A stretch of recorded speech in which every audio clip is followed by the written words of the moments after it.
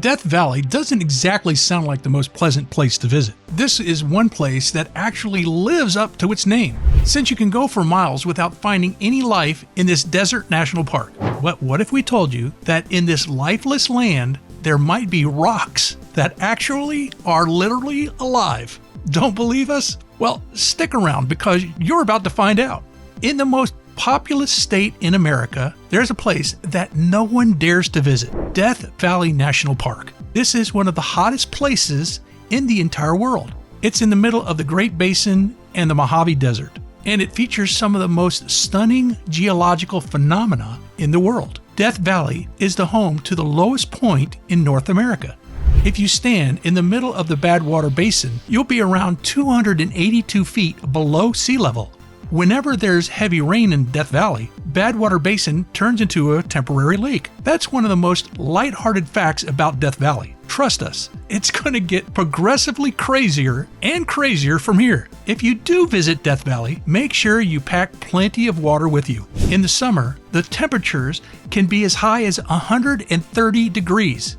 And it's getting worse. In July of 2018, the average daily high stayed over 127 degrees for 3 straight days. Many people consider Death Valley to be haunted in many ways. I mean, the name already is a dead giveaway that something isn't right about this place. But it's truly one of the most mysterious locations on Earth. In fact, if you listen carefully, the sand in Death Valley will literally sing to you. The singing sand phenomenon is caused by the countless sand avalanches happening in the dunes all over Death Valley. It's definitely creepy, but it's not even close to the creepiest thing about this national park. What could be even more creepier than singing sand? Well, surely there can't be anything creepier than a near constant hum. Well, feast your eyes upon the nightmare that is living rocks. The desert is home to a very unique phenomenon called sailing rocks or stones. These are basically rocks that have been sitting in the sand for quite a while. But if you take a closer look, you'll notice that there's a trail behind them. It's almost as if they've been dragged through the sand by someone or something. But despite this obvious trail behind the rocks, there are no footprints or any indication of anything else having been around these rocks. They do it all by themselves. Sailing rocks can be found all over Death Valley. They were first discovered in the early 20th century, and back then, even scientists thought that these rocks may have been alive. Sometimes there are multiple sailing rocks right beside each other, and it almost seems like they've been racing to the finish line. It's truly insane. Certain sailing stones move in a straight line, while others move in curved lines or zigzag formations, and in extremely rare cases, even a complete circle. Now, I know what you're thinking here. The rocks probably move because of the wind, right? Not quite. When there's a lot of wind in a desert, it usually causes the sand to fly around all over the place. And if that were the case with these rocks, their tracks would have been covered. On top of that, while there is some wind in Death Valley, it usually is quite mild. The winds there aren't nearly as strong enough to be able to move rocks. And keep in mind that some of these sailing rocks are absolutely massive. It would take an entire hurricane to move them. So the wind theory is a little weak. And there's also been thought of aliens or extraterrestrial creatures that have moved the rocks, along with ghosts are literally believed to have been living inside the rocks. But the most scientifically plausible theory was seemingly in the dust.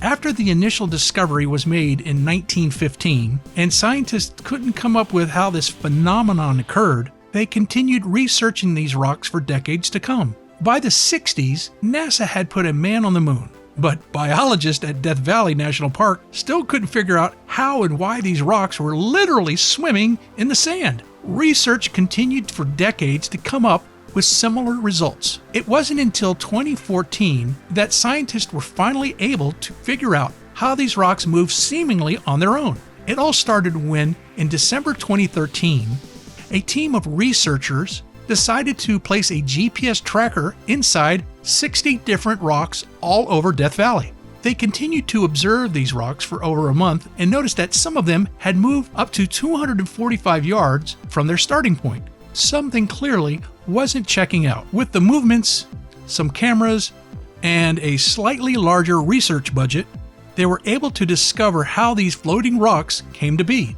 It turns out Death Valley might be hot in the summer, but it gets ice cold during the winter. How cold exactly? Well, cold enough for the entire sheet of ice to form over the sand. And of course, this was no surprise to the researchers since they already knew about the weather patterns around Death Valley. But what is it about the winter that caused the rocks to move? Well, basically, this wasn't just permanent ice that you see in snow regions. This was simply a sheet of frost, similar to what you'd see over your car every winter if you live in a humid area like Florida. This sheet of ice or frost would form overnight, and in the morning, it would melt, causing a very shallow pond to form before it gets evaporated by the sun or sucked into the sand. But whenever this sheet of ice would melt, it would cause the rocks on the sand to partially float over the shallow pond. And whenever there was a gust of wind, these rocks would move, dragging across the sand. These rocks move at an extremely slow pace, with most estimates putting them at around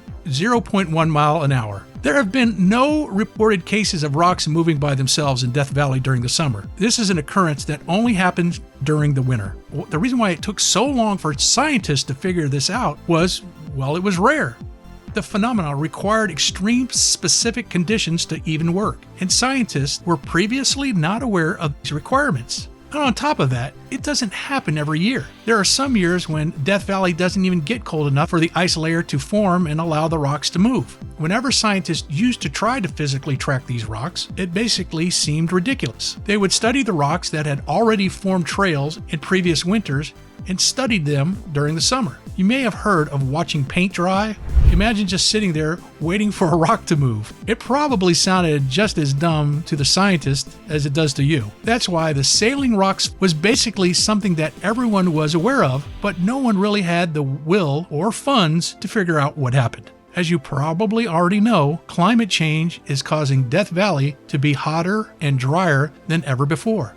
It's believed that one day, Death Valley may not even get its famous frost every year, which causes these trails to form. Once that day does come, it'll be the end of sailing rocks. Death Valley is not the only place in the world where researchers found sailing stones. They've also been observed in other deserts around North America, including the Little Bonnie Claire Playa in Nevada. However, Death Valley likely has more sailing rocks than anywhere in the world. Many of those rocks have turned into tourist attractions in their own right. You can visit some of the famous ones in both Death Valley, Little Bonnie Claire Playa. However, moving them from their position is illegal, so be warned. People have been arrested for it in the past. Oh, and by the way, since the rocks were still technically moved by the wind, it seems that the wind actually won, and you got to scratch the alien theory. At least you guys still have crop circles. Pretty crazy to think about now that we know what happened. In the middle of one of the hottest places on Earth,